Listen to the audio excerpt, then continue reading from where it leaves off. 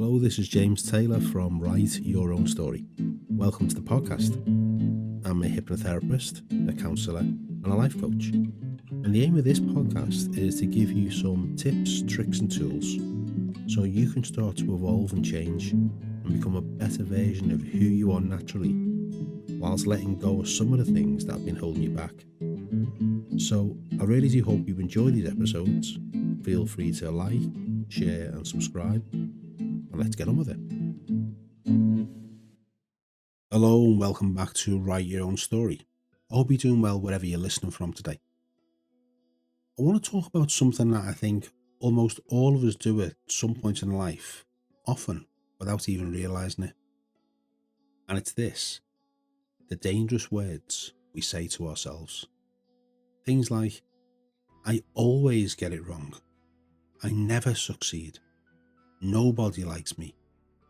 Everything always goes badly for me. I'll never be good enough. Now, psychologically, these kind of statements are sometimes referred to as universal quantifiers, but don't worry about the terminology. What really matters is understanding why we say these things, what effect they can have on our own mental health, and most importantly, how can we begin changing them? Because sometimes the most damaging conversations we ever experience are the ones happening quietly inside our own minds. So why do we do this? I think one of the reasons people fall into this type of thinking is because the brain likes certainty. It likes patterns. It likes shortcuts. So if something painful happens repeatedly, rejection, criticism, failure, disappointment, the brain can begin turning experiences into identity statements. For example, someone gets rejected in relationships a few times and eventually starts saying, nobody will ever love me. A person makes mistakes at work and begins saying, I always mess things up. But here's the problem. These statements are rarely accurate. They feel true emotionally, but they usually aren't true factually. And once we repeat these things often enough, the brain starts searching for evidence to support them. It becomes a bit like wearing a pair of tinted sunglasses. If I convince myself nobody likes me, then suddenly I notice every awkward interaction, every delayed reply, every cancelled plan, every facial expression, while filtering out all the evidence that people do care about you. And over time, those repeated thoughts can become deeply emotionally convincing. And this is the harm these statements can do. The reason I think this matters so much is because language really does shape emotional experience. The words we repeatedly use become emotionally powerful.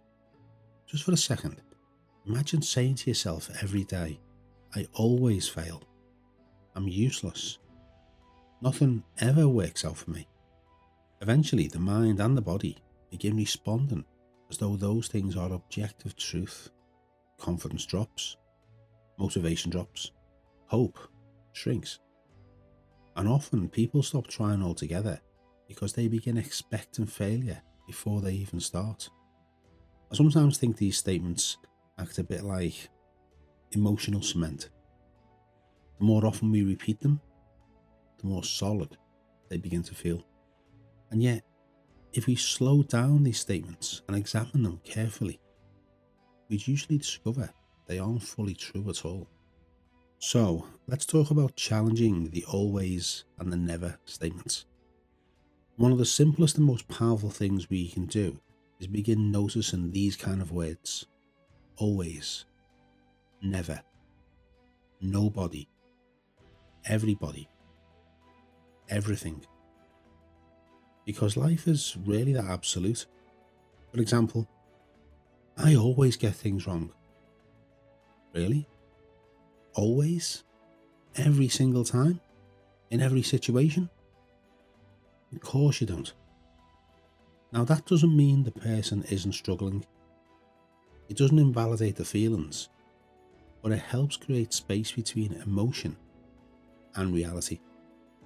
A healthier statement might be, sometimes I do struggle, or I made a mistake today, or certain situations are difficult for me, or in addition to that last one, certain situations are difficult for me right now, but I'm learning to be better at them. Do you notice how different that feels emotionally? Balanced language creates emotional breathing space. So why does the brain hold on to these negative statements? I think it's important to say this with compassion. People don't usually speak harshly to themselves because they're weak. Often, these thought patterns began somewhere for a reason. Maybe someone grew up around criticism. There was bullying, there was rejection, there was unpredictability, or maybe high expectations. Maybe they repeatedly heard messages like, "You're not good enough. You always cause problems. Why can't you get things right? Why is it always you?" And over time, those external voices can slowly become internal ones. Sometimes, people are still speaking to themselves in the voice of somebody who hurt them years ago. That's why self-awareness matters so much. Because once we notice the pattern, we gain the opportunity to challenge it. So if this is resonating with you, here are some practical ways to stop this pattern. Number 1, listen to your language.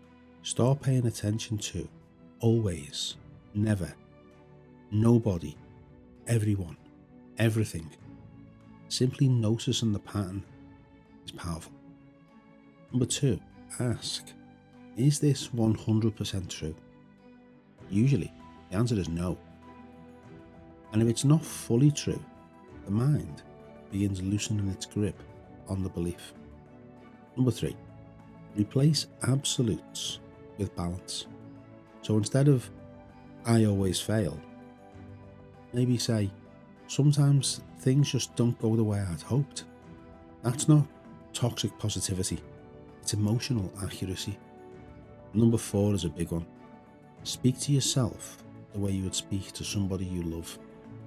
Most people would never speak to a friend the way they speak to themselves internally. That's worth thinking about. That the way you speak to yourself, you wouldn't speak to anybody like that. So I think one of the most important things to remember is this. A thought repeated many times can feel true without actually being true. And just because you've said something to yourself for years doesn't mean it has to become your permanent story. Sometimes people become trapped inside painful internal stories without even realizing how much these stories are shaping their confidence, their relationships, their decisions, their emotional well-being.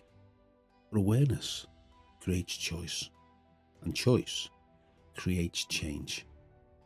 So if this episode resonated with you, perhaps take a moment today to notice the language you're using towards yourself. And if you know somebody who constantly puts themselves down, speaks harshly to themselves, or really does struggle with negative self-talk, maybe consider sharing this episode with them. You genuinely never know who might need to hear it. And if your own internal dialogue has become exhausting, overwhelming, or emotionally crushing, I also offer a free 30-minute consultation if you'd like to speak with me about therapy.